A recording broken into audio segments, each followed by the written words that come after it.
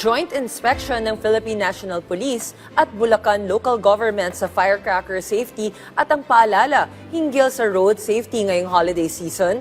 Ating alamin kasama si Police Brigadier General Randolph Tuanyo, ang tagapagsalita at Public Information Office Chief ng Philippine National Police. General Tuanyo, magandang tanghali po at Merry Christmas! March, Sir Joey, magandang hapon po at Merry Christmas din po. Sir, ano po ang pangunahing layunin ng isinasagawang joint inspection ng PNP at yung mga LGU sa Bocaue, Bulacan at bakit mahalaga ito lalo na ngayong palapit na po ang Pasko at Bagong Taon? Pambasa na rin po sa kautusan ng ating mahal na Pangulo sa ating pong sa ating pong Chief PNP na siguraduhin at gawin pong ligtas itong ating pong Paskuhan 2025. Yung pong ginawa natin na inspection sa Bocaue, Bulacan, sa pinangunahan po ng ating PNP na status, para po siguruhin na nasa legal limits po yung mga pulbura na ginagamit sa ating pong mga firecrackers na binibenta po sa ating mga kababayan. General, sa ilalim po ng Republic Act 7183 at Executive Order 28 Series of 2017, ano-ano po yung mga particular na safety at regulatory standards na sinusuri po ng PNP sa mga tindahan at display areas po ng paputok sa pyrotechnic devices? Sir Joey, malinaw po doon sa Republic Act No. 7183. Tatlong bagay po yung pinaka-importante na pinapatupad po ng Philippine National Police, particular po yung ating FEO. Nandun po, nakalista po doon yung mga prohibited firecrackers. Sir Joey, napansin po ng Philippine National Police na meron po tayo doon ng mga prohibited firecrackers na ito po ay yung mga bago na na-identify po natin na 31 po siya. Kaya importante na nilista po nung nasabing batas, ito po yung mga bagay na overweight, oversize, saka yung mga imported firecrackers po. Saka po yung mga unlabeled po na mga binibenta ng mga ating kababayan. Ito po yung sinasabi ng RA 7183 na pinagbabawal po. Okay, General, ano po ba ang papel ng Firearms and Explosives Office ng PNP sa pagtiyak na lisensyado, ligtas at sumusunod sa tamang proseso ang mga nagbebenta at manufacturers po ng paputok? Ako, ma'am, tatlo pong bagay ang nasa duty po ng ating Firearms Explosive Office. Sila po ay nagre-regulate ng licensing, nag-inspection at nagre-regulate din po ng mga nagdadanda po ng mga pyrotechnic devices po. Isinagawang inspection, sir, sabi niyo meron mga unlabeled firecrackers, may mga ipinagbabawal na firecrackers. Ano po yung naging agarang aksyon ng PNP laban sa mga establishment na hindi po sumunod doon sa mga regulasyon?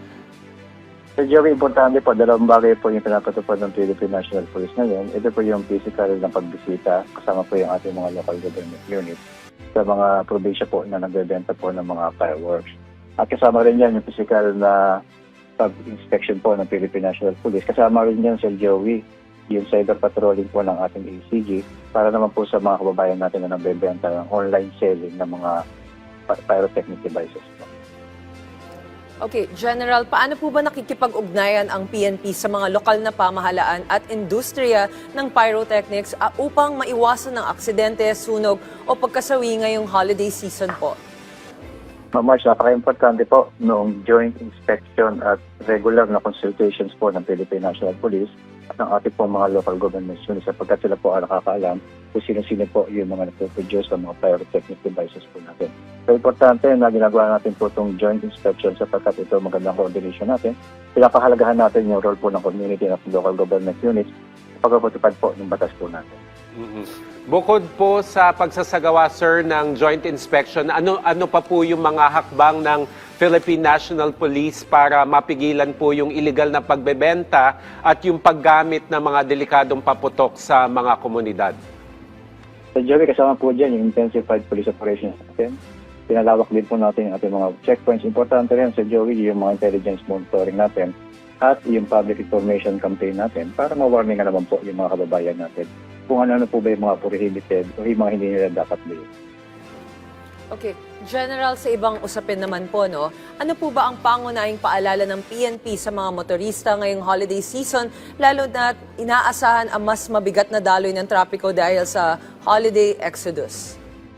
Yes, Ma'am Marge, paalala po namin sa mga motorista na maging disiplinado, iwasan ang mga pagmamaneho ng pagod o ng kainom at sumunod sa mga batas trapiko. Asahan po natin na mas mabigat na dali ng sasakyan dahil na po sa holiday exodus, kaya mahalaga ang maagang biyahe at mahabang pasensya. Importante po, ma'am, sa kalsada.